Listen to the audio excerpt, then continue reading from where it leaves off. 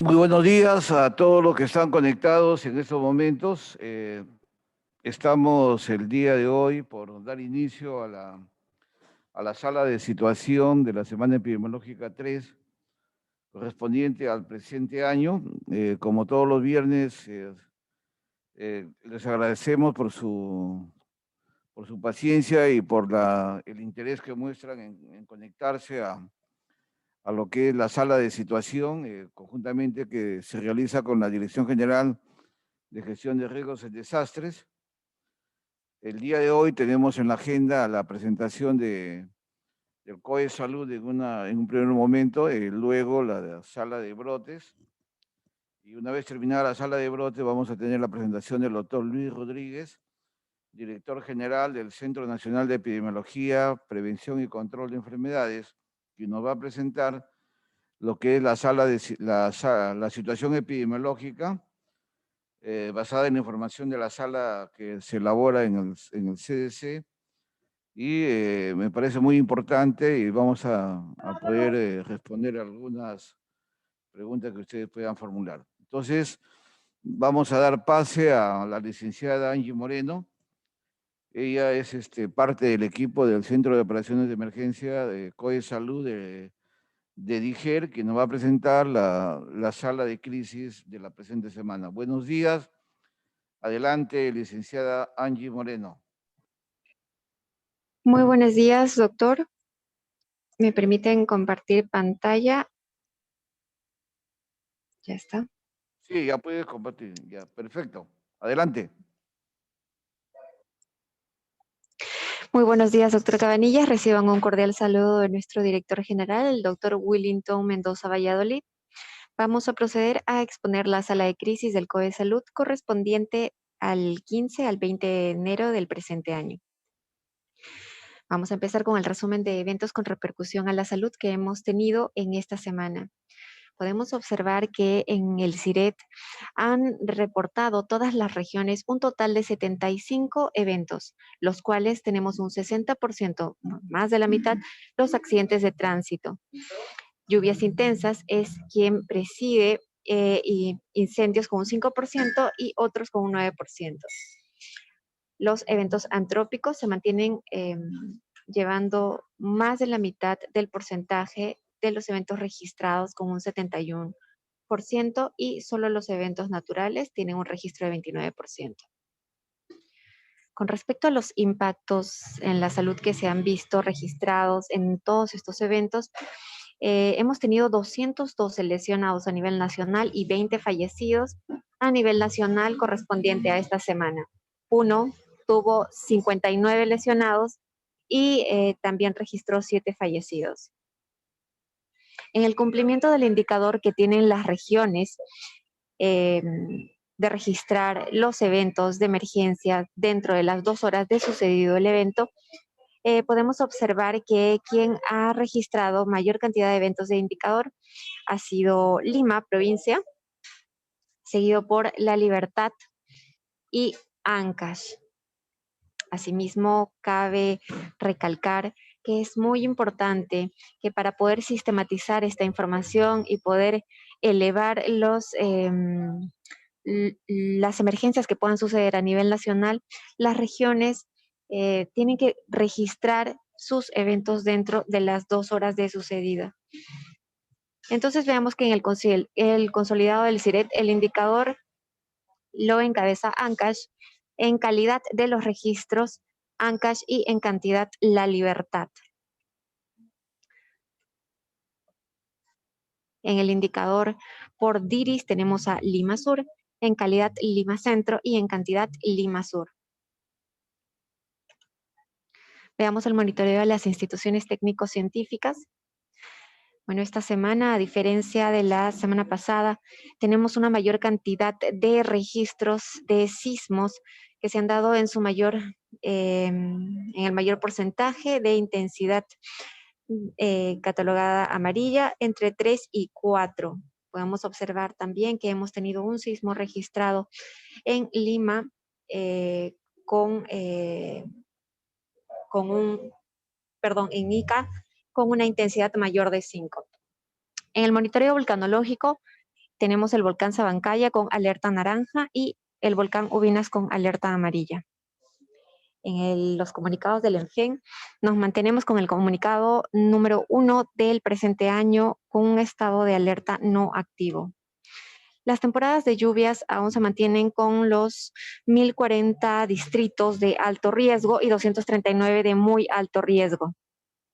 Podemos observar que en esta semana las IPRES afectadas operativas han incrementado. Tenemos 7 IPRES más, sumando ya 88 IPRES afectadas operativas, las mismas que se encuentran indicadas en el mapa que pueden ver al lado izquierdo. Y aún tenemos la IPRES en Cusco, en la región Cusco, que está afectada inoperativa, la misma que está funcionando en un local comunal. 84 lesionados y 39 fallecidos. El personal que se ha movilizado son 156 personales de salud movilizados, 71 equipo técnico y 61 brigadistas a nivel regional que se han movilizado por temporadas de lluvias.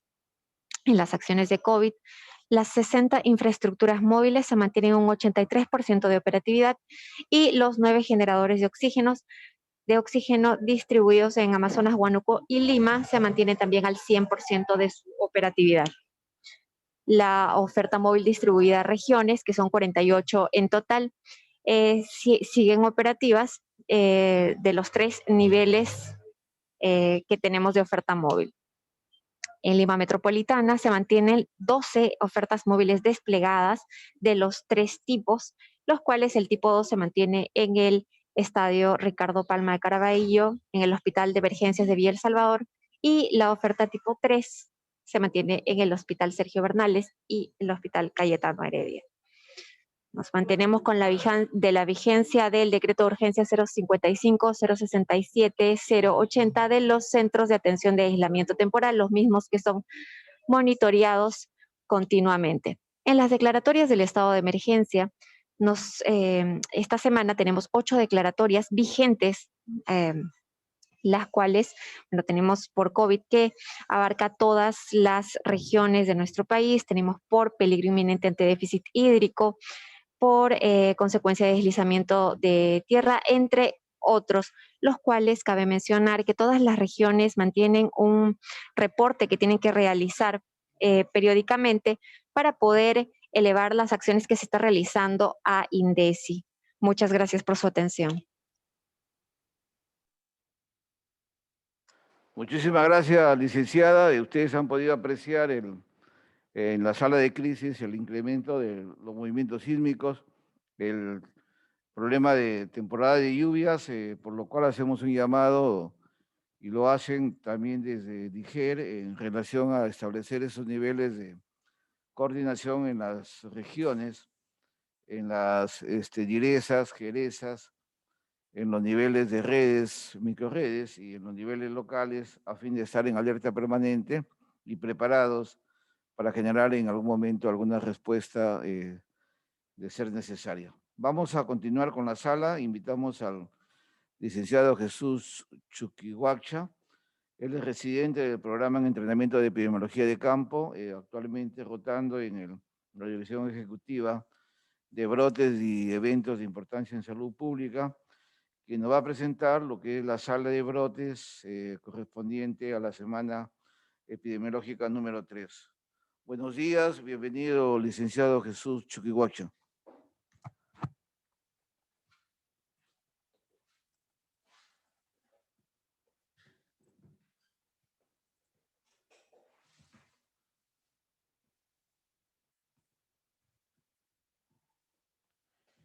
Buenos días a todo el equipo que está presente en la sala.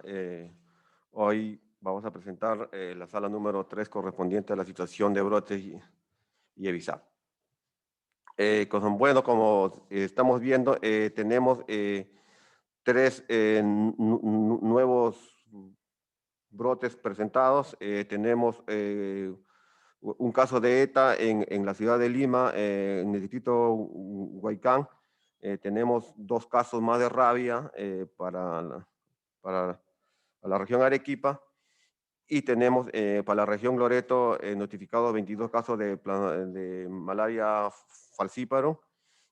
Y los dos últimos casos vemos el seguimiento, la continuación de los casos de dengue que se está dando en la región Cajamarca y los otros que se está dando en la región de Junín. El brote de ETA en la jurisdicción de Lima Este, bueno, estos casos caracterizados sucedió en un restaurante, una pollería ubicado en el distrito de Huaycán.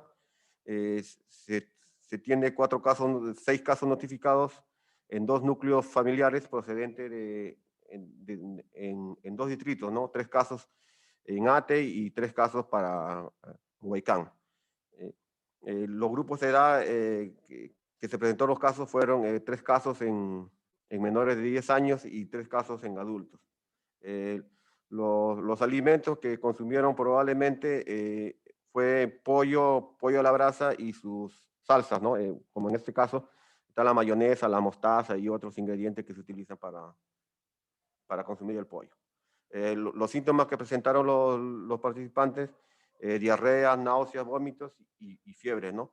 Los casos fueron atendidos en el hospital de Huaycán con manejo ambulatorio y a la fecha tienen una evolución favorable y por consiguiente una alta médica. El análisis de la situación, de acuerdo al cuadro clínico, a la investigación preliminar se trata de un brote de ETA en una fuente común, ¿no?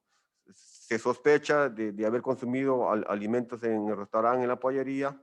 Sin embargo, en el curso se determinará el mecanismo de transmisión, ¿no? Las actividades, notificación al CSE de investigación epidemiológica determinando la contaminación, la fuente de contaminación, el vehículo, visita domiciliaria a los casos, coordinación con las áreas de salud ambiental y promoción de la salud. El caso de brote por Plasmodium falciparum en la comunidad nativa de Chapra, Morona, región Loreto. La situación, el 18 de enero, la red del Datén Marañón notifica un brote de malaria en la comunidad de Chapra, en las localidades Pijuajal y Naranjal, distrito de Morona, provincia del Datén de Marañón. Hasta el 15 de enero se han notificado 26 casos de malaria por Plasmodium falciparum, con fecha de inicio de síntomas del 3 al 11 del presente mes. El promedio de edad es de 24.3, con una mediana de 20.5 y un rango de 1 a 63 años. Como podemos ver en el gráfico, tenemos los casos de malaria falciparum según fecha de inicio de síntomas, que empieza desde el 3 y el último el día 11. ¿No? Las acciones realizadas, el personal de salud epidemiológica viene realizando la búsqueda activa de febriles, el barrido hemático, tratamiento de los casos, vigilancia comunal y educación en las familias en la comunidad. El 19, un equipo de la red de Datén Marañón se desplaza al lugar para realizar la investigación, entrega de medicamentos, tratamiento de casos e insumos para la toma de muestras y hacer otras acciones para cortar la cadena de transmisión. Eventos sanitarios de importancia internacional. Tenemos, como podemos ver acá en el mapa, podemos ver 5 eventos nuevos, como en el caso de Pakistán, tenemos polio circulante derivado de tipo 2, fue identificado en una muestra ambiental y 6 muestras ambiental en polio de virus salvaje. También tenemos, tenemos en Sudán, tenemos polio circundante derivado ¿no? de vacuna tipo 2. Estos casos lo notificaron a partir de los primeros días del mes de enero. Lo mismo pasa en Yemen, ¿no? Polio de circulante derivado de vacuna tipo 1, inicio también en enero. También se notifica en China, influenza aviar H9N2 en China, un caso con inicio de síntomas en los primeros días de enero, ¿no? Y de ahí tenemos el seguimiento de los casos, el seguimiento de fiebre amarilla en Senegal. Se sigue viendo los 7 casos, ¿no? Que fue notificado en el mes de noviembre. Influencia H1N2, variante de Brasil, 2 casos, también en el mes de noviembre. Hantavirus en Chile, 1 caso, inicio diciembre de 2020. Y cólera del tongo, 17 casos en inicio noviembre. Fiebre de Nigeria, casos 1.163 casos y 241 defunciones en Nigeria. Y como seguimiento tenemos fiebre amarilla en Guinea, 52 casos, 8 positivos, 42 sospechosos, 2 descartados y 14 defunciones, ¿no? Con inicio de síntomas en noviembre de 2020. Y por último, la enfermedad diagnosticada en la India, tenemos 585 casos, una defunción con fecha de inicio de síntomas el 2020. Bueno, con eso sería todo, estaríamos acabando con los eventos sanitarios de importancia internacional. Gracias.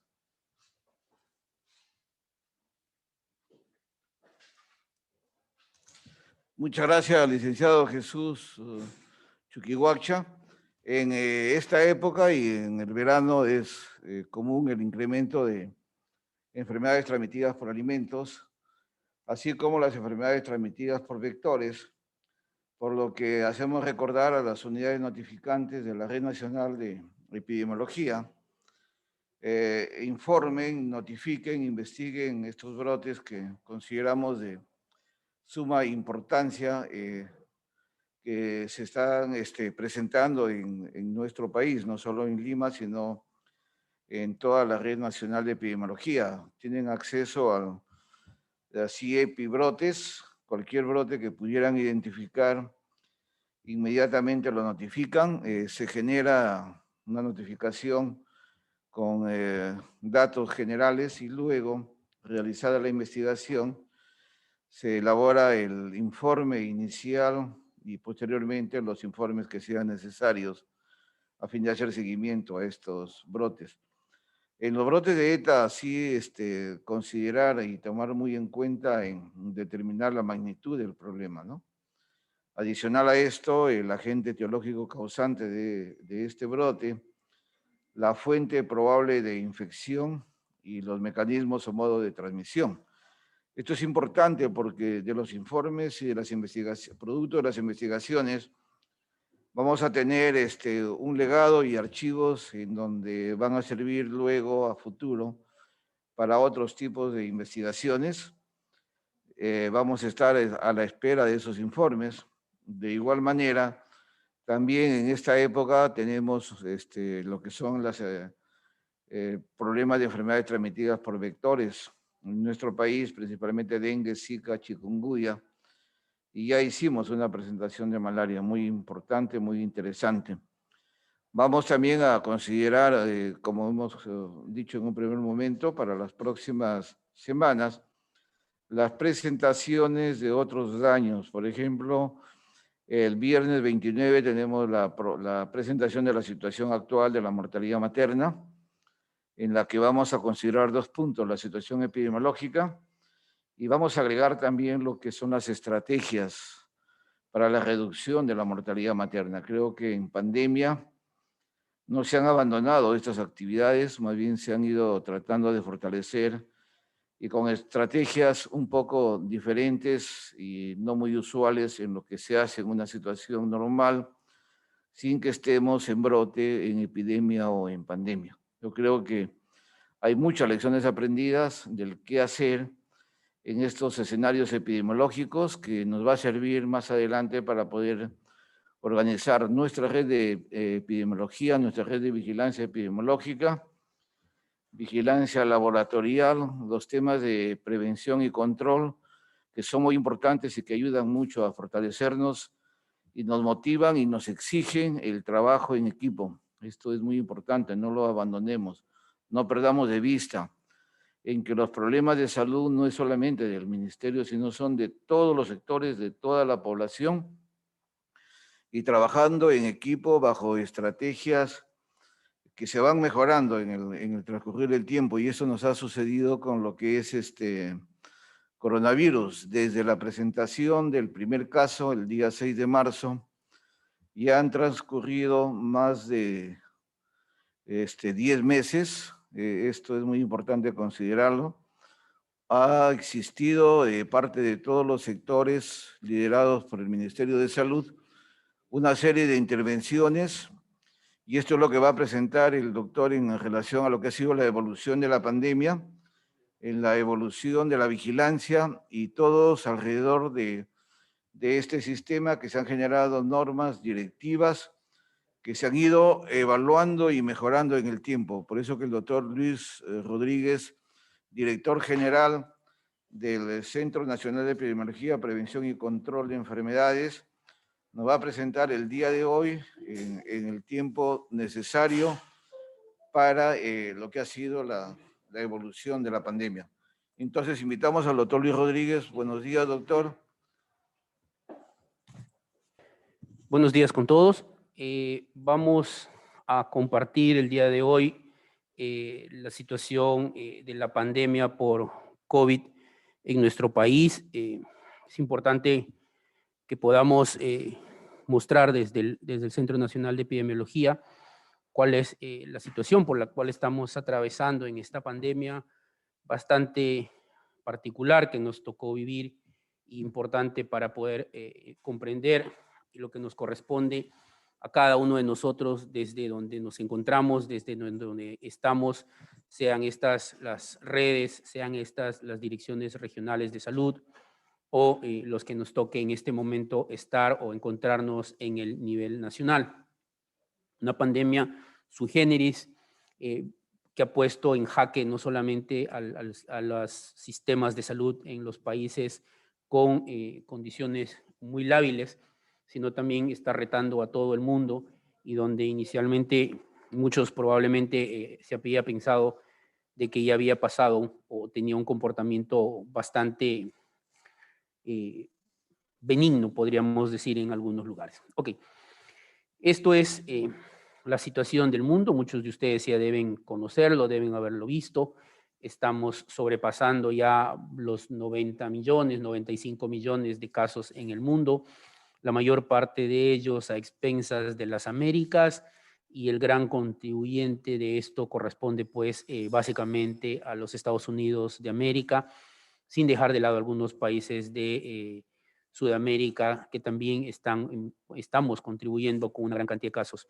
Un poco más de 2 millones de fallecidos hasta el momento, información formalmente registrada en el sistema mundial de salud a través de la Organización Mundial de la Salud, y en la parte inferior la distribución por regiones naturales en relación a casos, lo primero, y lo último, los fallecidos, y el comportamiento pues que inicialmente se pensaba de que las primeras olas eran mucho mayores que las segundas. Ahora vemos que para el caso de la enfermedad, la segunda ola en muchos lugares está superando a la primera, y en mortalidad el comportamiento es bastante variado, con mayor o menor mortalidad dependiendo de los lugares donde podemos analizar. Esto corresponde a la presentación de los países que están cercanos al nuestro en las Américas, donde podemos observar que todos, absolutamente todos, ya nos encontramos en un incremento de casos en los últimos 10 días, por encima del 5, alrededor del 10%.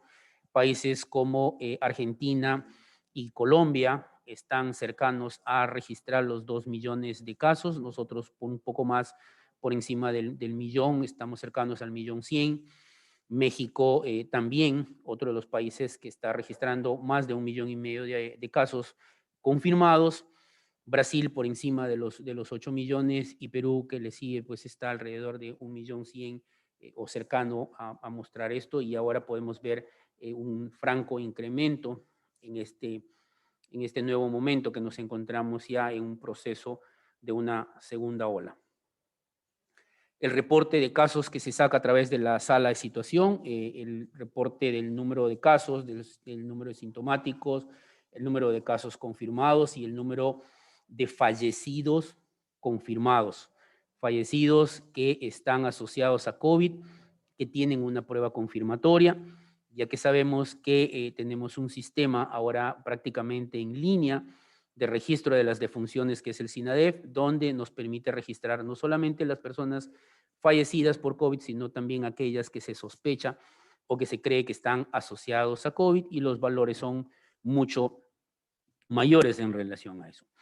En la parte inferior podemos ver el número de personas muestreadas. Se ha incrementado últimamente a partir de estas últimas 2 semanas. Estábamos bordeando alrededor de 20,000 hasta hace un poco más de un mes. Logramos bajar hasta 10,000 o 9,000 personas muestreadas por día en algunas fechas, especialmente los fines de semana y los feriados. Pero ahora, como ustedes pueden ver, hemos superado ya los 25, los 30,000.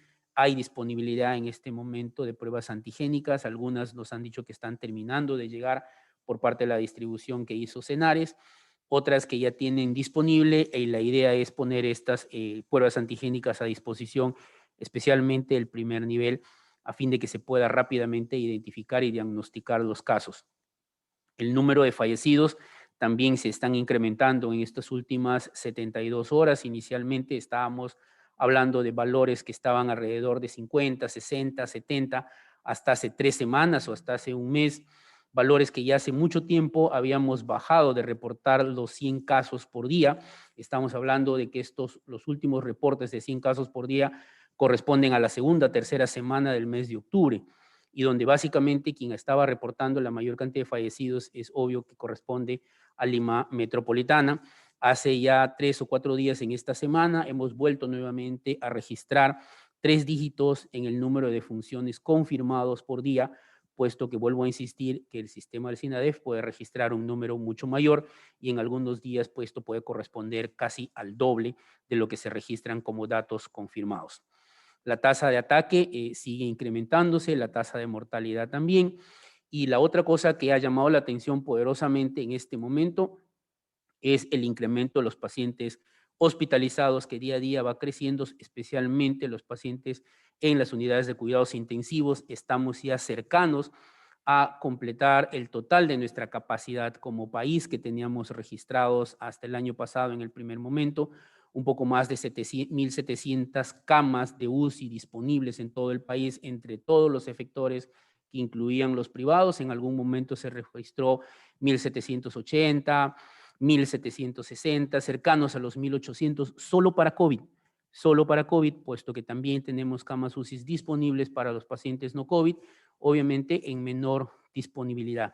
Este valor llegó a tener el valor mucho más bajo en el mes de noviembre, que estábamos cercanos a los 920 o 940 pacientes en UCI por día. Y ustedes pueden ver que como al cabo de un mes, un poco más de un mes, prácticamente se ha duplicado. La velocidad de crecimiento ha sido bastante rápida, inicialmente a expensas de algunos de los efectores que vamos a poder ver luego nuevamente. Las altas también se han venido dando en valores bastante variables, varían entre 50, 80, los fines de semana pueden llegar hasta 160, 170, otros días que normalmente son días laborables. Sin embargo, existe un gran número de personas que todavía están a la espera de camas, y eso hace que todavía no podamos del todo poder tener una oferta que cubra la necesidad de hospitalización de estas personas que se encuentran en lista de espera.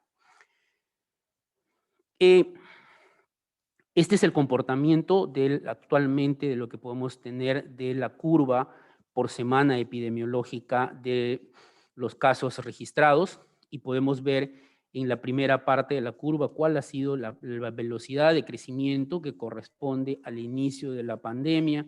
Entre semana y semana el crecimiento estaba alrededor de un 40% para cada una de ellas, pero miren ahora cómo ha ocurrido entre la semana 53 y la semana 1. Iba mucho menor, por eso en algún momento se mencionó desde el Ministerio de Salud, lo mencionó la señora ministra, que la velocidad de crecimiento en este momento era menor a la que se había pasado en la primera etapa, y ustedes pueden ver que la primera etapa entre la semana 14, 15, 16 y 17, la velocidad de crecimiento estaba entre el 60 y el 40%. Para nosotros en las fines del año pasado eso estaba a la mitad, cerca del 28, 27, no llegábamos al 30%. Pero miren lo que está ocurriendo entre la semana 53 y la semana 1, ya para pasar a inicios de este año, se ha duplicado esa velocidad de crecimiento y pueden ver pues que la tendencia es mucho mayor, se ha incrementado, la tendencia es ir hacia arriba y eso nos explica que ahora la velocidad de transmisión está siendo mucho más eficiente, mucho más efectiva. Para el caso de los fallecidos, tiene un comportamiento bastante similar que hemos estado observando.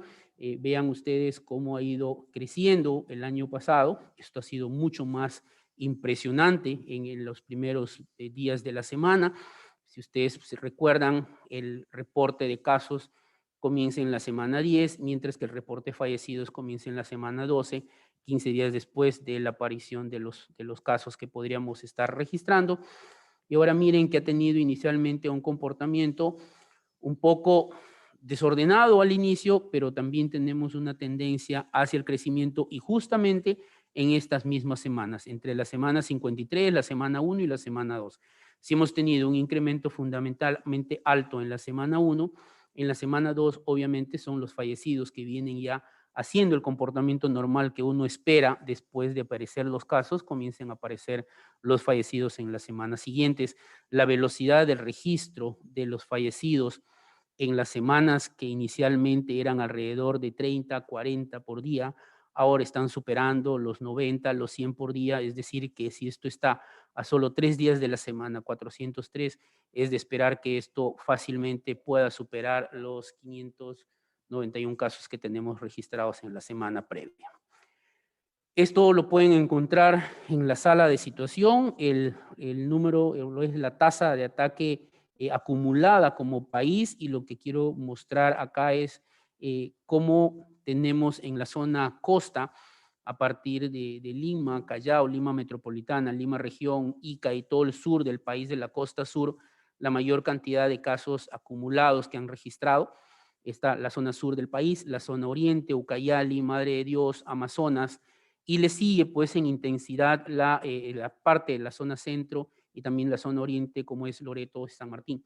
Y lo que quiero que también observen es esta banda que queda al centro, de menor intensidad, que corresponde a la región surandina, y parte también aquí se encuentran Huánuco y Pasco, que justamente los que tienen la menor intensidad hasta el momento de casos acumulados es los que ahora están presentando esta nueva incremento mucho más marcado, y no es casualidad, pues porque tenemos un grupo de personas todavía, o un mayor grupo de personas susceptibles.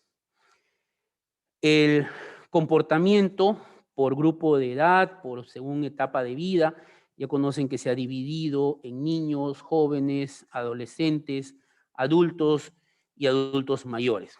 Niños de 0 a 11 años, adolescentes de 12 a 17, jóvenes en realidad son adultos jóvenes de 18 a 29 años, adultos maduros de 30 a 59 años y los adultos mayores por encima de los 60 años. Y al lado izquierdo pueden ver que sigue siendo predominantemente la enfermedad que afecta más a las personas adultas, esto más allá del 50%, pero si juntamos con los adultos mayores, estamos llegando cerca de las 3/4 partes del total de casos afectados. Pero al lado derecho corresponde a las defunciones, y pueden ver que de cada 10 defunciones, 7 de ellas corresponden a los adultos mayores. Esto es el valor acumulado. Les comento esto porque estamos hablando ahora de que existe un registro, o se está viendo que se está afectando población más joven.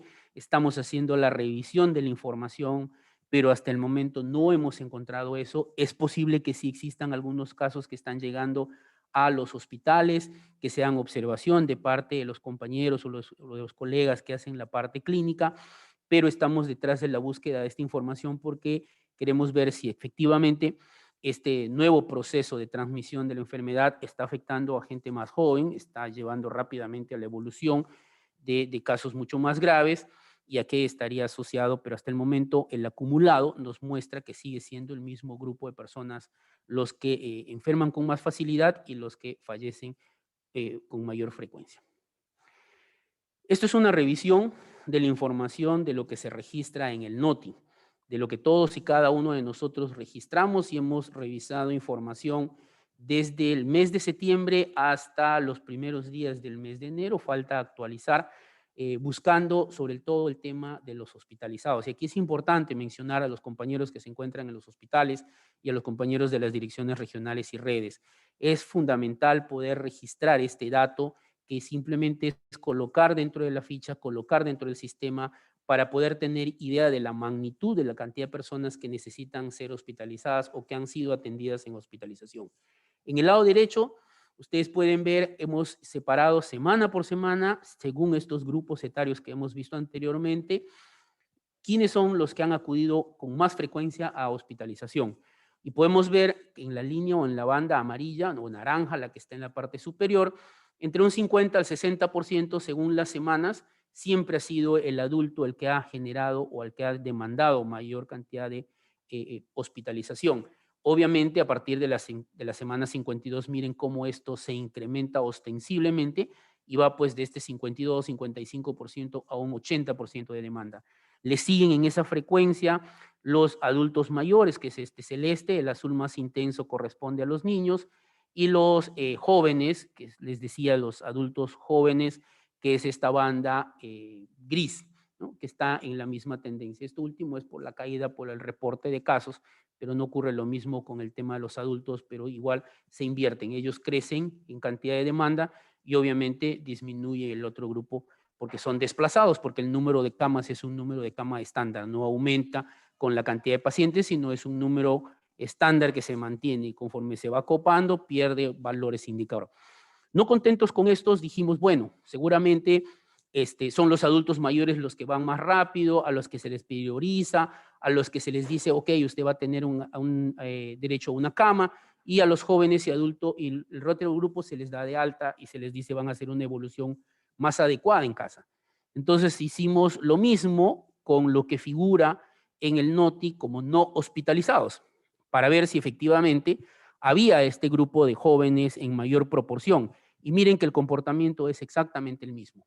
El de la izquierda corresponde a las personas que no se hospitalizaron y el de la derecha a los hospitalizados, y siguen siendo los adultos en mayor proporción, incluso en la semana 52-53, los que más enferman. Por lo tanto, lo otro parece que es un tema más de acceso a servicios. Igual no vamos a dejar de revisar, estamos detrás de eso, revisando y viendo cuáles serían estas características que están haciendo que estas personas más jóvenes estarían acudiendo a los servicios de salud ahora en esta parte de esta ola pandémica.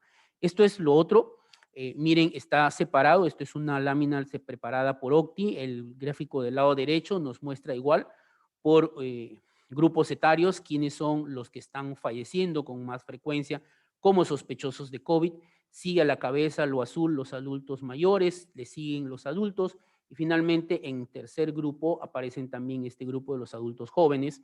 Al lado izquierdo igual, el comportamiento un poco errático en el caso de los niños, en el caso de los adolescentes se ha incrementado hacia las últimas semanas de diciembre, pero después está tendiendo a bajar.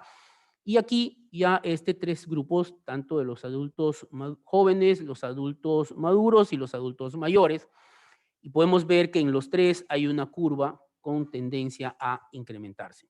Pero quiero que noten una cosa. En el grupo de los adultos mayores, miren, la última barra está en una franja que está entre 1.000 y 1.500 casos en la escala. En el caso de los adultos maduros, esto está llegando alrededor de los 400 fallecidos, mientras que en los adultos jóvenes esta escala está llegando alrededor de 10, 12 a 15 casos reportados en el nivel nacional. Numeral, un número absoluto, esto podría ser no significativo, pero sí es importante tomar en consideración esta variación que está ocurriendo para ver qué cosa es lo que está pasando en esta nueva etapa de comportamiento de esta pandemia. Esto es lo que hemos estado monitorizando nosotros a partir de los pacientes hospitalizados que se sacan en la sala. Lo azul oscuro, establecimientos reportados por el Ministerio de Salud o los gobiernos regionales de salud, y lo celeste, lo reportado por eSalud a nivel nacional.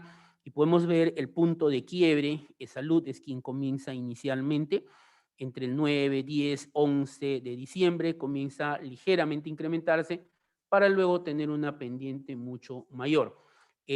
Los establecimientos del MINSA casi permanecen estables y un poco menor. Hacia fines de año ya comienza a incrementarse en mayor proporción estos lugares, y es lo que ahora todos estamos observando. Son los hospitales o los establecimientos atendidos por los compañeros de salud que están siendo tienen mayor demanda y están rápidamente siendo congestionados, y eso pues lo podemos ver en el día a día, y también de ahí a un par de inferencias. Son personas trabajadoras, son personas que tienen por lo menos, o los que tenemos por lo menos, un trabajo formal. La pregunta es entonces, ¿dónde es que nos estamos contagiando?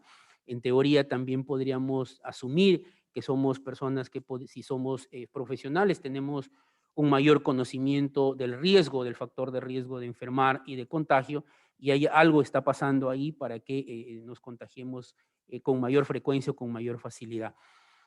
Esto corresponde a los privados, lo rosado, y las Fuerzas Armadas y Policía Nacional del Perú, lo que corresponde en color verde oscuro.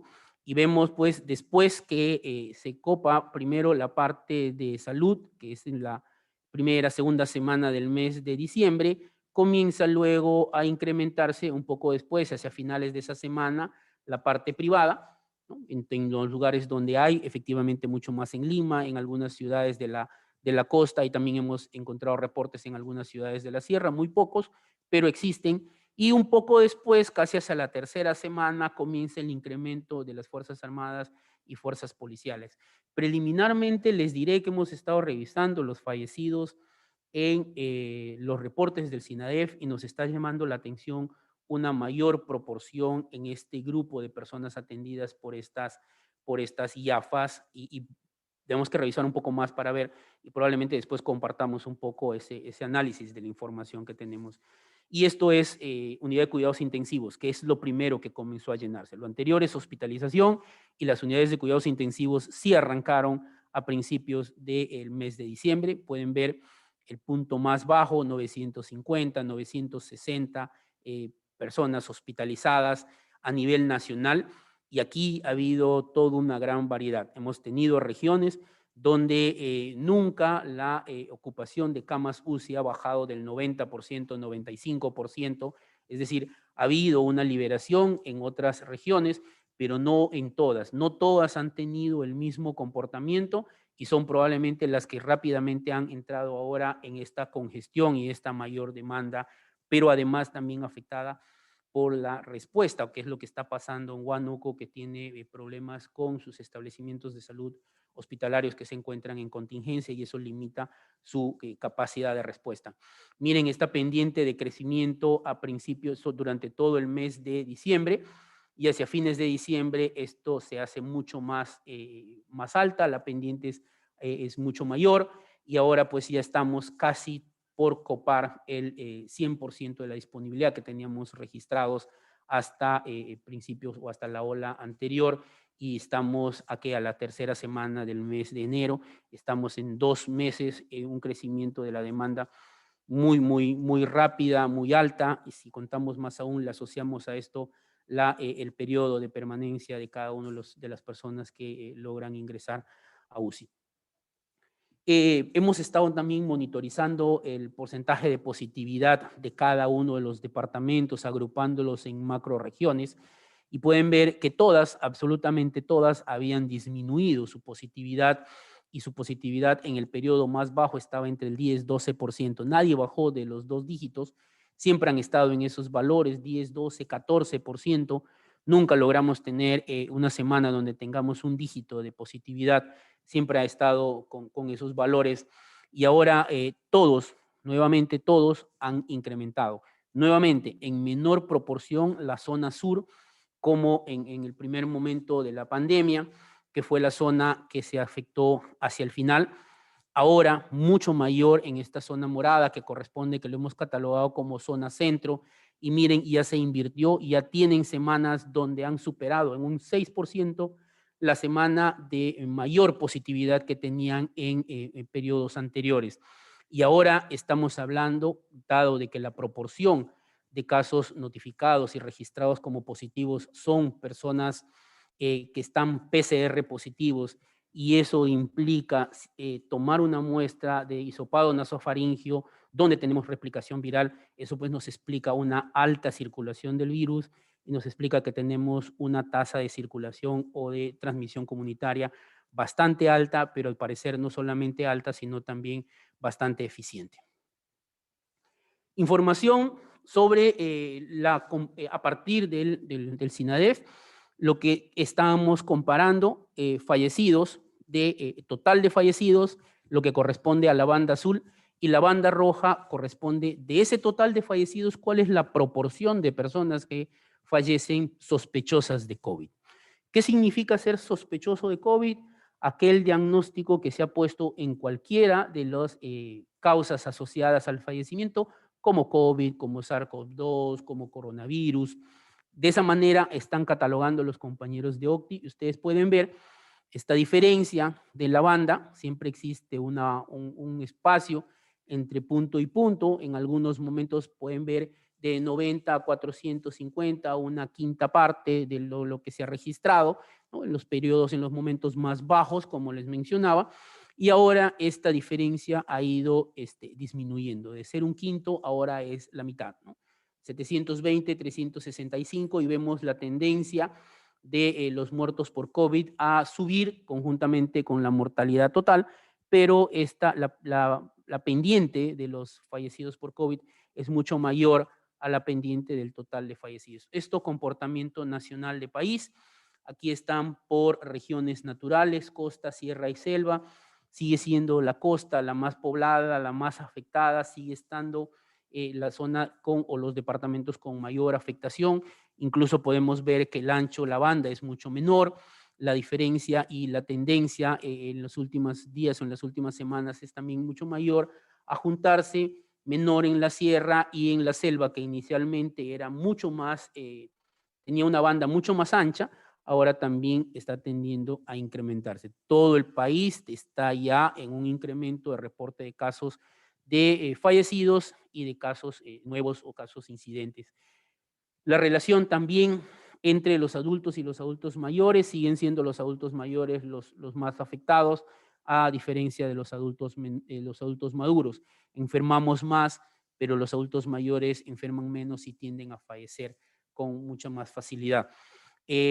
Una comparación, lo de arriba corresponde a la notificación de casos y lo de abajo al registro de fallecidos por cada una de las regiones. En estas macros, Lima Metropolitana, Lima Región y el Callao, miren hacia el final, todas ya tienen esa tendencia a subir, algunas con mayor velocidad que otras.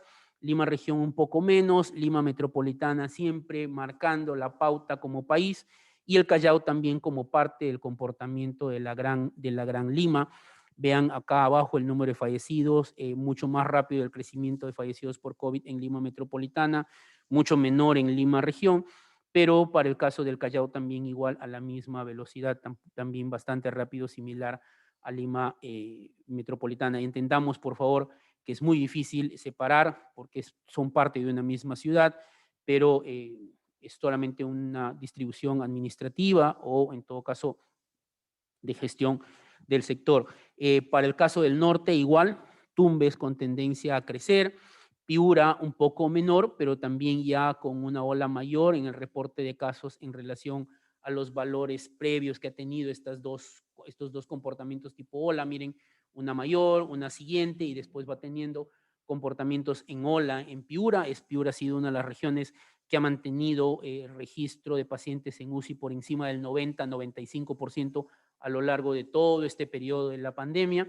Miren, Cajamarca, una sola curva ha bajado, ha disminuido, pero igual ya ahora se encuentra en un franco incremento. El número de fallecidos en la parte inferior, en Tumbes, una banda bastante estrecha. En Piura pueden ver este comportamiento oscilante, ¿no? Similar al comportamiento de los casos registrados en la parte superior. En Cajamarca un poco menor, la tendencia un poco más baja hacia la disminución. Para el caso de Lambayeque ha disminuido lento, pero en forma de olas, con un valor sostenido de transmisión.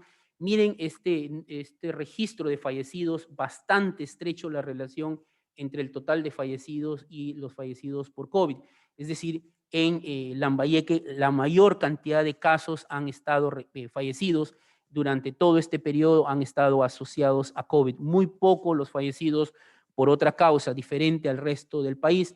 La Libertad, con una curva de base bastante ancha, de un tiempo bastante prolongado, igual con tendencia a disminuir hacia fines de año, ahora igual un incremento mucho mayor a lo que estaban reportando en semanas o meses anteriores.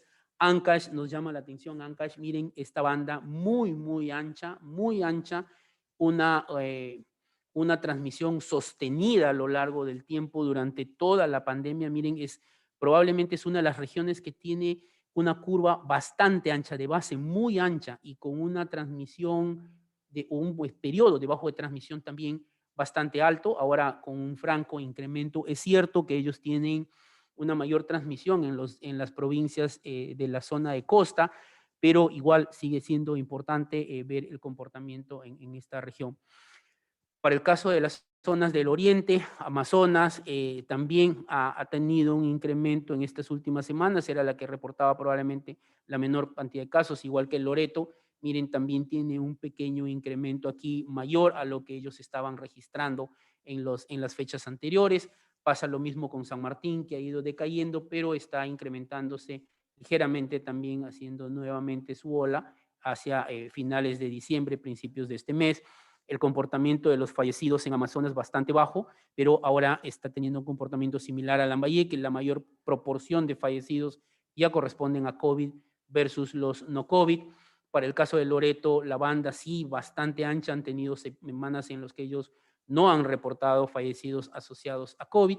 En el caso de San Martín, ha disminuido, su tendencia ha sido a disminuir por el número de fallecidos asociados a COVID, también con algunos días cercanos a cero, y acá nuevamente acercándose la tendencia del total de fallecidos a disminuir, pero la proporción de COVID en incremento.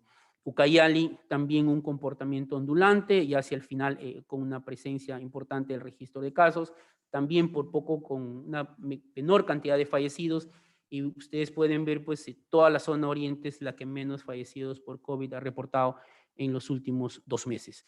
Esto sí, la zona centro, la más afectada, ya hemos visto los que reportan la mayor cantidad de positividad. Huánuco, ya un incremento sostenido desde el mes de noviembre, en el mes de diciembre. Pasco, luego de haber tenido un pico importante hacia el mes de agosto, el mes de septiembre, un incremento ya que está superando incluso el inicio de la primera ola en la zona de Pasco. Junín mucho más marcado, miren, ya pareciera que va a tener una tendencia similar a lo que ha ocurrido en la primera ola y un periodo interepidémico bastante corto, ¿no? Entre un pico y otro pico, era lo que decíamos, que son estas zonas que habían quedado con una tasa de ataque mucho menor comparativamente con el resto del país, y lo que nos dice pues que todavía tenemos una gran cantidad de susceptibles en estas zonas. El incremento de la mortalidad en Huánuco marcado en ambos lados, para el caso de Pasco igual y para el caso de Junín igual. Los tres, una misma tendencia a subir con un incremento, con una velocidad de crecimiento bastante rápida en estas tres regiones de la zona centroandina de nuestro país. Ica también con un crecimiento ya acelerado. Miren este comportamiento inicialmente de la provincia de Ica, en algún momento también la provincia de Pisco, que ha estado reportando un mayor reporte, registrando un mayor reporte de casos. Para el caso de Huancavelica la tendencia es menor, pero también su registro de casos de ahora son mayores a los que se estaban registrando en las últimas semanas del mes de diciembre. Ayacucho también ha disminuido y los valores también se están incrementando en el reporte de casos. Nuevamente en ellos sí tienen tendencia en la mortalidad general a disminuir, y pareciera también que los reportes de muertes asociadas a COVID también son bastante menores. Apurímac es otra de las regiones que también ha estado incrementando. Aquí sí a expensas básicamente de las dos provincias grandes de Abancay y Andahuaylas, y los valores que están registrando ahora son bastante parecidos a la epidemia o la ola anterior, que en algún momento una reunión uno de los compañeros manifestó eso, ¿no? Que ellos habían percibido que en la ola anterior habían podido manejar mejor los casos y que ahora estaban a punto de tener problemas con la atención. Y es esto, están teniendo ya números registrados similares a lo que han ocurrido en el periodo anterior. Cusco, Madre de Dios, Puno, con tendencia todavía menor al registro de casos, pero todos igual con una muesca, con una tendencia a incrementarse. Cusco también incrementando el número de fallecidos por COVID. En el caso de Madre de Dios un poco más lento, y para Puno todavía por debajo, y también, pero también con una tendencia al incremento. Arequipa, Moquegua y Tacna. Moquegua y Tacna han sido dos regiones que ahora han incrementado marcadamente su registro de casos y sus fallecidos. Miren, para el caso de Moquegua, esta curva de reportes a incremento en todos, en las tres regiones, pero en los fallecidos se puede observar con mayor frecuencia la cantidad de personas asociadas a COVID mucho tendía a acercarse al total de los fallecidos. Lo mismo ocurre en la región, en Tacna, donde en algún momento se estuvo ya tratando de recuperar sus condiciones de vida y su situación económica, dado de que ellos tienen mucho comercio con el lado chileno y que era importante reactivarlo prontamente, pero esto está diciéndonos que todavía es necesario evaluar algunas medidas a fin de que podamos continuar con este proceso de reactivación del país.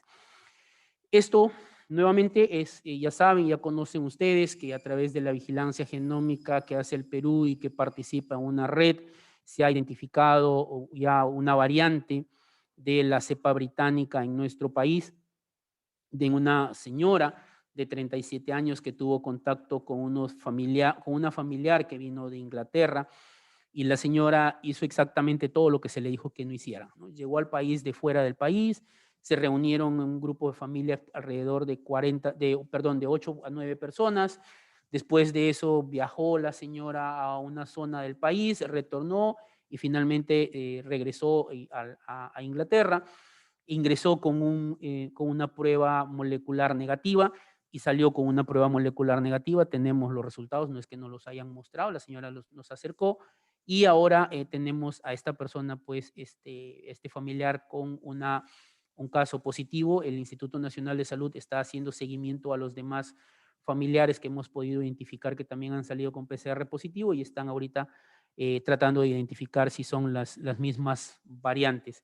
Ya la Organización Mundial de la Salud ha sacado hace poco, el día 20, ha sacado una actualización sobre la ocurrencia de estas variantes, y lo importante aquí es que nos muestran que hay diferentes variantes, no solamente esta, la de Sudáfrica, la misma variante de Inglaterra, pero que tiene otras mutaciones más. Y lo que es importante que sepamos, y este artículo hace mención, y por ahí algún otro, que esto es los países que tienen mayor capacidad económica pueden hacer esta vigilancia con mayor facilidad, y por lo tanto podrían identificar rápidamente. Entonces, ha sido Inglaterra quien lo ha reportado en diciembre, pero no significa que en diciembre haya comenzado a circular, ¿sí? Esto ha circulado mucho antes, y tenemos a un virus que no nos debe sorprender, es un virus RNA. Los virus RNA son los que tienden a hacer mayor cantidad de mutaciones. Es un virus que ya tiene, al parecer, un poco más de un año, por lo que tenemos oficialmente reportado desde el inicio de la pandemia en diciembre del año pasado, y era de esperarse de que comiencen a ocurrir estas mutaciones, y probablemente sean las que nos comiencen a explicar toda esta actividad que tenemos, o esta gran actividad pandémica que tenemos ahora. Hasta el momento, por lo menos lo que se conoce es que se transmite más rápido, no se sabe que sea más infectivo, no se sabe que sea capaz de causar una enfermedad mucho más severa. Solamente está mayor transmisión. Estamos especulando sobre la posibilidad de reinfecciones. Eso es posible, claro que es posible, pero todavía mientras no lo podamos demostrar de manera activa o de manera científica contundente, va a ser un poco complicado que podamos afirmar sobre eso. Lo que sí podemos ver es de que tenemos ahorita un crecimiento pandémico bastante marcado en todo el mundo. Dos cosas más para agregar a esto. Siempre se ha discutido y se ha dicho cuáles son o por qué se hace confinamiento de las personas. Esto es un dato que del Mobility Google, que trabaja el Google con información, y hacen ellos el monitoreo en base al uso de los teléfonos celulares. Y lo que aquí nos está mostrando es alrededor de las viviendas qué países han estado durante más tiempo o durante toda la pandemia. Y pueden ver en lo verde está el Perú. Y en el Perú hemos sido los que más tiempo hemos estado confinados. Un 40% hemos estado dentro, guardaditos en nuestra casa desde el inicio de la pandemia, desde que nos dijeron, esto es en el mes de marzo, ¿sí? Y después comenzamos a salir todos los peruanos fuera hasta el punto del acme más alto, que fue el 24, 23, 24 de diciembre, 25 de diciembre para la Navidad. Y pueden ver, el resto son los demás países. Hemos puesto a Colombia, Argentina, que son los países que nos superan en casos. En Sudamérica, el Reino Unido y también Estados Unidos. Y pueden ver que todos hemos tenido comportamientos a salir. Estas rayas corresponden a las fases de reactivación económica. La primera fase, la segunda fase, la tercera fase. Este punto del 30 de junio corresponde a ese momento en el que se dio la reactivación económica, y aquí es el punto de quiebre y donde se eleva la siguiente muesca que tenemos de casos en nuestro país, y que es la que llega más alto a fines de julio, principios de agosto, el total de casos alrededor de 6.000 a 7.000 casos reportados en un solo día. Y después esta es la del 26 de septiembre, la famosa fase donde ya se estuvo pensando en habilitar algunos espacios poco ventilados, algunos espacios cerrados, porque la tendencia pues en el país era disminuir, pero las personas también, como ven, todos tendimos a salir. Llegamos a Navidad, todos, vean, el comportamiento es similar en todo el mundo, y después de la Navidad todos regresamos a nuestras viviendas. En mayor proporción, los del Reino Unido, nosotros hemos seguido en eso, pero los otros países como Estados Unidos en menor proporción, y ahora miren Colombia con sus medidas de restricción, como también van confinando mucho más a la gente. Esto es el cambio que hemos hecho los peruanos a lugares de visita, o cuáles son los motivos por los cuales salimos, ¿sí? Y esto es solo para Perú, y aquí pueden ver la relación inversamente proporcional de quedarnos en casa y de salir de casa y a dónde nos vamos, ¿no? Nos hemos ido con mayor frecuencia a la farmacia, a tiendas, probablemente a mercados, supermercados, para abastecernos de alimentos. Después, el siguiente lugar, nuestros lugares de trabajo, algunos parques de diversiones, probablemente acompañando a los adultos mayores, a nuestros hijos pequeños, los que todavía tienen hijos pequeños, algunos lugares de recreación, algunos centros comerciales y las estaciones de tránsito. Pueden ver cómo al inicio de la pandemia estábamos todos guardaditos, todos sentados en casa, y la gente pues no se movilizaba. Después comenzamos a salir con la reactivación económica y comenzamos a salir. Salimos de casa, ¿sí? Cada vez con más frecuencia, ¿no? Vamos saliendo de casa y finalmente, para terminar, en una gran cantidad de personas que hemos salido por las fiestas de Navidad y Año Nuevo. ¿Y a dónde hemos ido? La mayor cantidad hemos ido a farmacias o a tiendas o a supermercados para comprar. En menor proporción hemos ido al trabajo, a estos otros lugares, y después nos hemos retornado a casa y nos hemos nuevamente vuelto a guardar. Y otra vez aquí un nuevo incremento de salida de casa. Probablemente esto sea todo el fin de semana o las fiestas, y después nuevamente salir. Bien, quiero aprovechar también para conversar sobre el flujograma de la vigilancia de casos de COVID, que en muchos casos nos ha estado generando confusión. Primero, compañeros, mencionarles que el sistema de vigilancia epidemiológica lo que busca es mostrar una tendencia de dónde aparecen los casos, en qué lugares, caracterizar esa tendencia, quiénes son las personas que se afectan dentro de la casa, fuera de la casa, adultos, niños, mayores, quiénes son los que fallecen, y sobre eso identificar los riesgos, y sobre esos riesgos de postular, recomendar medidas de control. Nosotros en la vigilancia no somos un sistema intensivo de registro de casos que ocurran de una enfermedad. No pretendemos registrar la totalidad de casos de COVID que puedan ocurrir. No pretendemos registrar la totalidad de casos de malaria, la totalidad de casos de dengue. Nosotros lo que hacemos es dar tendencia y decir, cuidado, alerta, en este lugar se están incrementando los casos, puede ser un brote. Investigamos y decimos, sí, sí es un brote, y hacemos la intervención. Entonces, en ese sentido, está dado este nuevo flujograma que está en la alerta 01, y lo que hemos hecho es anular las otras alertas que de alguna manera habían cosas que se estaban repitiendo o se estaban complementando o estaba generando confusión. Entonces, nuestro sistema de vigilancia está hecho para identificar y trabajar con casos sospechosos de COVID. Vuelvo a insistir, caso sospechoso de COVID. ¿Quién es un caso sospechoso de COVID? Es aquel paciente que tiene síntomas de infección respiratoria y que presenta tos y o dolor de garganta y además uno o más de los siguientes signos y síntomas. Tiene signos y síntomas que registra, o la otra definición es las personas con ira grave. Y aquí quiero tomarme un minuto para explicar. Toda definición de caso que se utiliza en epidemiología tiene diversos criterios, pero dentro de los criterios fundamentales tenemos criterios clínicos, criterios laboratoriales y criterios epidemiológicos. Algunos hablan incluso hasta de criterios demográficos o de criterios geográficos, es decir, dónde estoy utilizando la definición de caso. Entonces, si yo voy a tener criterios clínicos, ¿no? Acuérdense de la vigilancia sindrómica. ¿Qué es la vigilancia sindrómica? Una definición que busca captar la mayor cantidad de casos y que, ¿cuándo es mejor una definición de caso?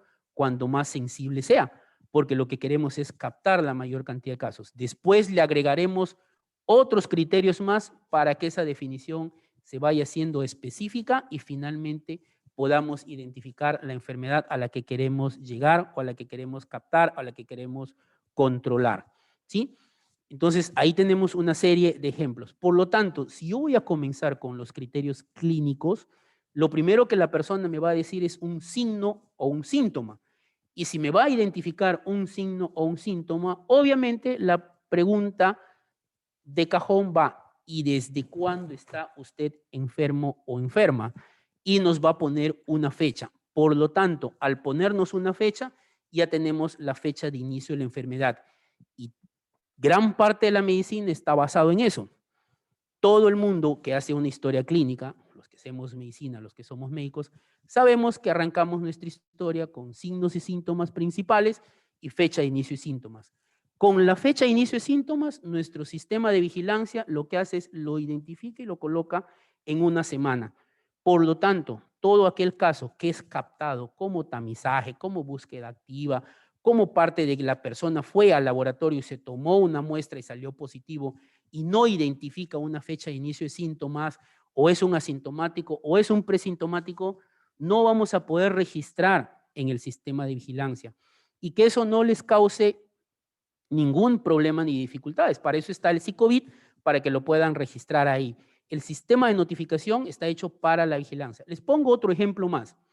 Si nosotros tenemos el día de hoy, los que hemos trabajado en malaria, en un lugar, tenemos que han llegado, ayer o la semana pasada llegaron 5 personas con fiebre, les tomamos su gota gruesa y salieron 3 positivos.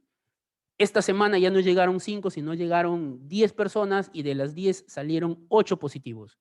Entonces el establecimiento dice, oye, alerta, se están incrementando mis casos de malaria acá en mi establecimiento.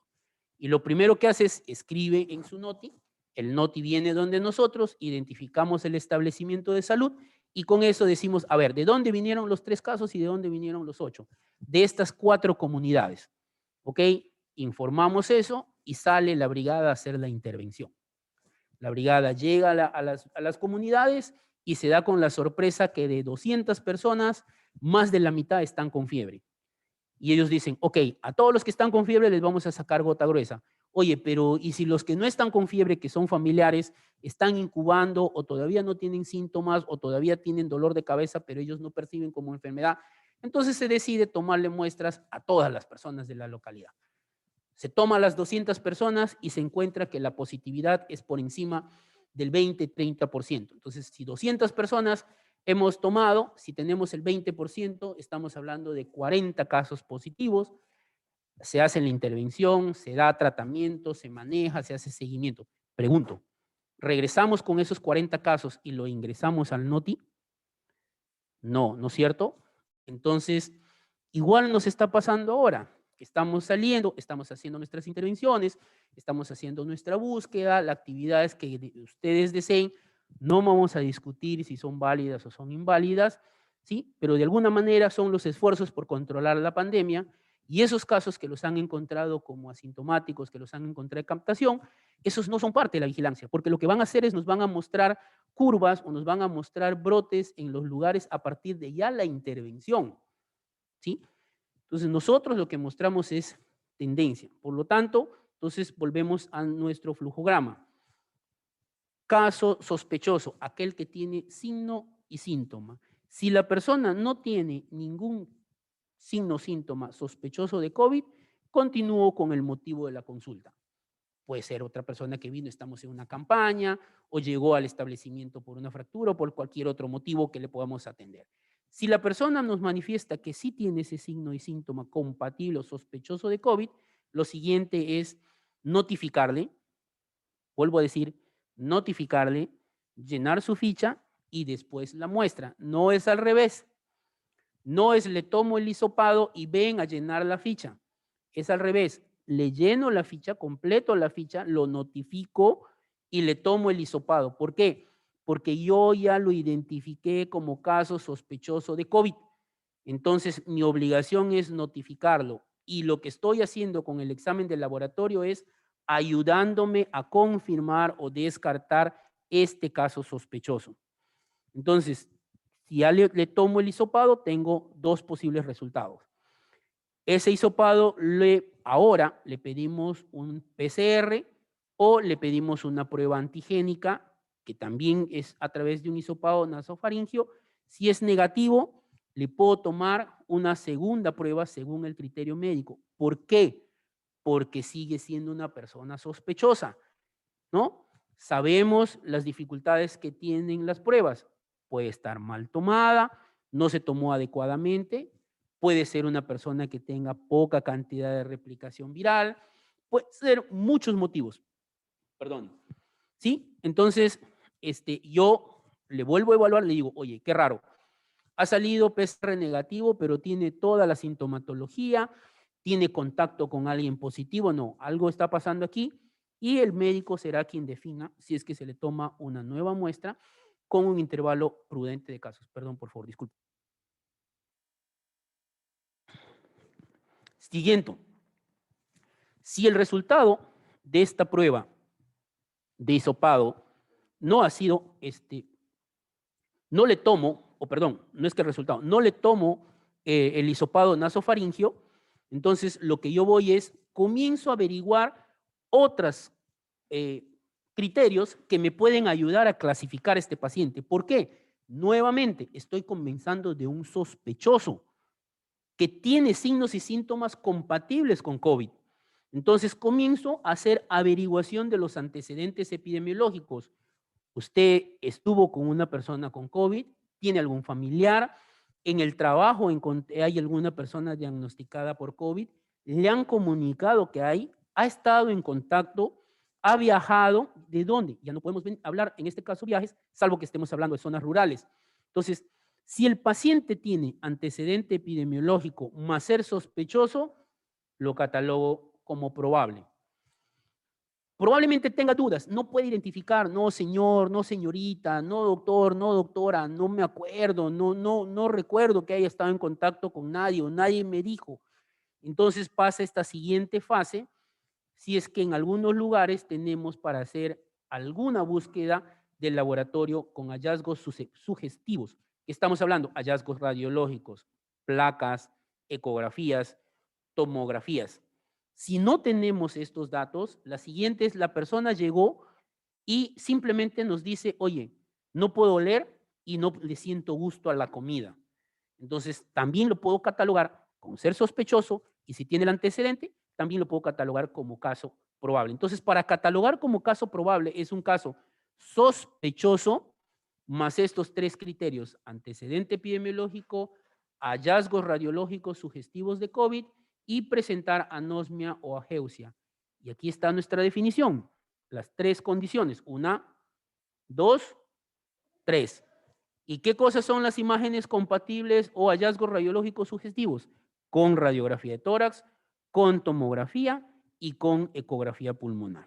Entonces, no tengo una prueba o no le pude tomar la prueba, de pronto la persona o el compañero llegó mal y de frente le tomamos con las justas una placa y tenemos casos sugestivos y esperamos entonces la evolución. ¿Le puedo tomar una nueva prueba a ellos? Claro que sí, le puedo tomar. Le puedo tomar un hisopado y si me sale positivo, ¿sí? Termina siendo un caso confirmado. Todas las personas a quienes se le tome una prueba y salga esta positiva pasan a ser casos confirmados. ¿Qué criterio tenemos para la confirmación de caso? Acá está, paciente sospechoso o probable. Paciente sospechoso o probable. ¿Sí? Sospechoso o probable. ¿Sí? Con confirmación del laboratorio de infección por COVID mediante una prueba molecular positiva. Sospechoso o probable con confirmación de una prueba positiva. ¿Quién más? Un caso sospechoso o probable con prueba antigénica positiva. Un caso sospechoso o probable con prueba antigénica positiva. ¿Y quién más? Un caso sospechoso o probable con prueba serológica. ¿Bajo qué metodología? ELISA, inmunofluorescencia, quimioluminiscencia y electroquimioluminiscencia reactiva a IgM o IgM-IgG para infección por SARS-CoV-2. Con prueba serológica bajo estas metodologías. ¿Existe en el mercado? Existe. En este momento, básicamente, en la parte privada. Entonces, esto es nuestro flujograma. Vuelvo a insistir, por favor, compañeros, a partir de los casos sospechosos de donde estamos haciendo nuestra vigilancia. Finalmente, algunas conclusiones. La pandemia continúa activa con un incremento en la incidencia y en la mortalidad, especialmente en las últimas semanas, para el caso de nuestro país, y en algunos países ya desde algunos meses, estamos hablando de los de países de Europa, están algunos desde septiembre, octubre, y un incremento marcado, algunos lugares que ya están haciendo hasta una probable tercera ola, como en el caso de España, y su segunda ola también tiene una muesca como la nuestra, como si fueran dos jorobas. La presentación es en olas, con periodos interepidémicos de baja transmisión y de intensidad variable. Todos los países, en todos lugares vamos a encontrar este periodo interepidémico de baja transmisión, en algunos más intensos, en otros menos intensos, en algunos pareciera que nunca ha existido un periodo de baja transmisión, como en el caso de Estados Unidos, pero acuérdense que Estados Unidos tiene megaciudades donde al parecer es el factor fundamental para el tema de la transmisión de la enfermedad. La evolución de estas diversas olas pandémicas está determinada por la aparición, ahora sabemos, de variantes del virus que se transmiten con mayor facilidad. ¿Sí? Hemos hablado de un incremento del 40%, del 70%, por lo tanto, eso viene a afectar el RT y tenemos un virus que ahora se está transmitiendo mucho más eficientemente que el virus inicial que hemos conocido, que dio inicio a esta pandemia. Otra de las cosas que se está encontrando como un factor importante es la movilización de la población. La movilización probablemente sea uno de los factores que ha contribuido mucho más a mantener activa la pandemia. ¿Sí? Eso ha hecho que la gente, conforme han visto que nos vamos saliendo, necesitamos trabajar, necesitamos hacer varias cosas, y eso está haciendo que la pandemia siempre tenga este periodo de baja transmisión de diversas intensidades en cada país. Pero en este momento pareciera que no es lo único lo que nos va a explicar esta actividad pandémica. ¿Por qué? Se ha discutido, se ha hablado, se ha buscado evidencia si es que movilizaciones masivas de personas habrían generado nuevas olas, como los reclamos que tuvimos en el mes de octubre, entre el 10 y el 15 de octubre acá, esta gran cantidad de movilización de personas para vacunarse contra difteria que tuvimos en el mes de noviembre, muchas cosas que nosotros habíamos pensado y que no solamente se vio en el Perú, hubo también en Chile, hubo también en Estados Unidos, ha habido elecciones en otros lugares y se ha pensado de que eso podría generar olas posteriores a eso. Se ha buscado evidencia y en realidad no se ha encontrado mucho. Sin embargo, aquí va el aprendizaje y lo que tenemos que hacer para el control de la pandemia. Estamos regresando a medidas que son antiguas, a medidas de inicio del conocimiento de la transmisión de las enfermedades transmisibles. ¿Qué nos están diciendo ahora? Lávate las manos. ¿Qué nos están diciendo ahora? Cuando regreses a casa, báñate. Y esos son conceptos que están desarrollados cuando se hablaba de la higiene como un mecanismo de control de las enfermedades transmisibles, mucho antes de que salga la vacuna. Entonces, esos mecanismos tan básicos son los que ahora están conduciendo al control de la enfermedad. Y también un poco la explicación de cómo es que se forma el RT. A partir de que el RT es un valor que yo lo que hago es modelar en base a 3 factores fundamentales. Y en base a esos 3 factores es que están dirigidos nuestras medidas de control. Primero tengo que evitar que las personas se expongan a la infección, ¿sí? ¿Dónde está la infección? Como hemos dicho, no está en los lugares per se, no está en el centro comercial, no está en el mercado, no está en la playa, no está en la plaza. La infección está en la concurrencia de las personas que están en esos lugares. Entonces, lo primero que tenemos que hacer es evitar exponernos. ¿Qué hago para evitar exponernos? Oye, no salgas de tu casa. Si vas a salir, sal para hacer cosas fundamentales, imprescindibles, que no las puedes dejar de hacer. Las personas adultos mayores que permanezcan en casa porque sabemos que tienen riesgo de enfermar y de morir más fácil. Entonces, primero evitar exponernos. Si no hay manera, oye, ¿cómo me vas a pedir que yo no me exponga? Yo tengo que trabajar. Si no trabajo, no como. Está bien que mi familia no salga, pero yo tengo que salir a trabajar, porque si no, mi familia no tiene de qué comer. Tú no me vas a dar de qué comer. Ok, tengo que salir y no hay forma de evitar que me exponga. Entonces, lo que tengo que hacer es evitar tener contacto con estas personas que ya están infectadas. Entonces, no aglomeraciones, buscar momentos diferentes para salir y para ir de compras, buscar momentos diferentes o lugares donde no haya congestión de personas. Pero bueno, ya, igual, tuve que salir y no soy obediente. No hago caso, yo no me voy a enfermar, este es un tema creado por las transnacionales, tiene otro tipo de causas. No, eso es mentira. No uso mascarillas y me enfermo. Ya me enfermé. ¿Cuál es mi tercera medida de control? Si ya me enfermé, me aíslo para no contagiar a mis familiares y para no seguir transmitiendo la enfermedad que ya sabemos que inicialmente era de 2.5 a 3 y que probablemente ahora con esta nueva variante pueda llegar de ser de 4 a 5 o un poco más por cada persona infectada. Entonces, hay nuevamente 2 conceptos fundamentales. Aislamiento para el sintomático, cuarentena para el contacto. ¿Sí? Yo soy sintomático y miren que no estoy hablando de confirmado. Yo soy sintomático y soy sospechoso. Inmediatamente me aíslo. Lo ideal es el autoaislamiento. Lo difícil es que los ubiquemos y que les aislemos. Entonces me aíslo, me pongo mi mascarilla y ahí tenemos que aprender de nuestra primera fase. ¿Qué dijimos? Vaya usted a casa y aíslese, pero no le dijimos más nada. No le dijimos que en casa tiene que usar mascarilla, que tiene que estar aislado en una habitación. Si no tiene esas condiciones, ofrecerle un CAT, ¿sí?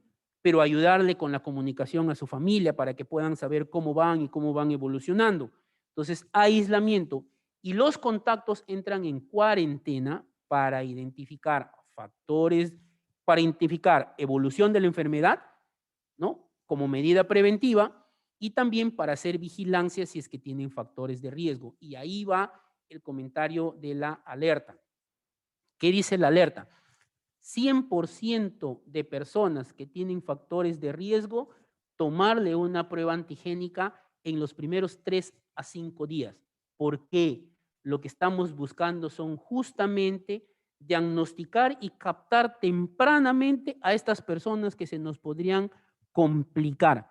Si yo en la casa ya me enfermé yo, ¿sí? Porque tengo que salir a trabajar, ya me enfermé, estoy con síntomas y me aíslo. Pero en mi casa van y encontramos 5 personas. A mi esposa, a mis 2 hijos, a mi madre y a mi hermano que tiene 63 años y que es hipertenso.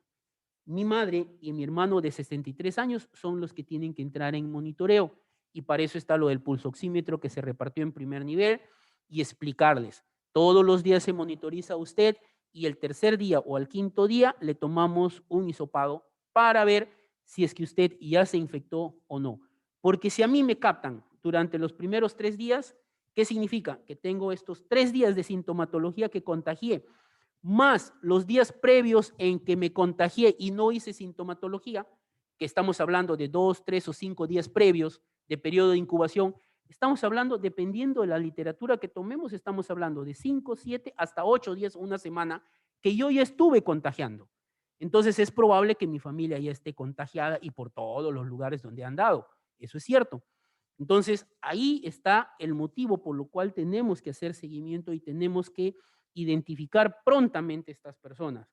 Les ponemos el pulsoxímetro, les decimos por debajo de 95 o según corresponda el nivel de altura del mar, les identificamos, les damos el alerta y usted nos avisa prontamente y para eso el tema del trabajo del primer nivel.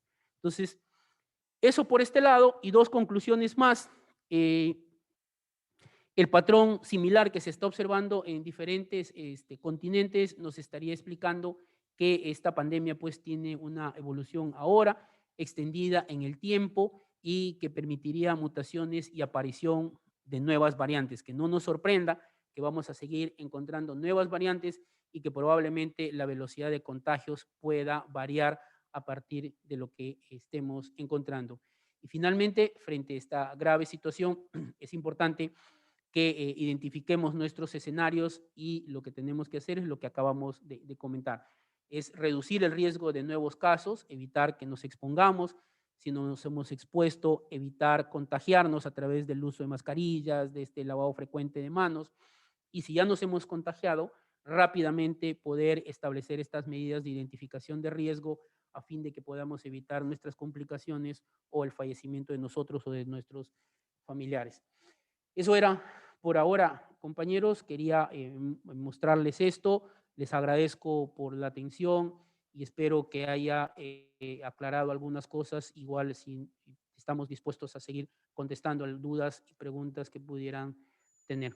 Muchísimas gracias. Buenos días con todos.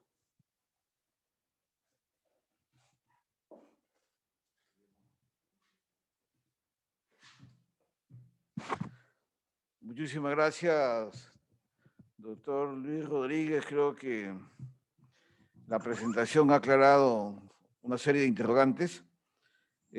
Ha permitido ver que el análisis que se realizan con la información procedente de las diferentes regiones y las unidades notificantes nos ha permitido ver la evolución de la pandemia.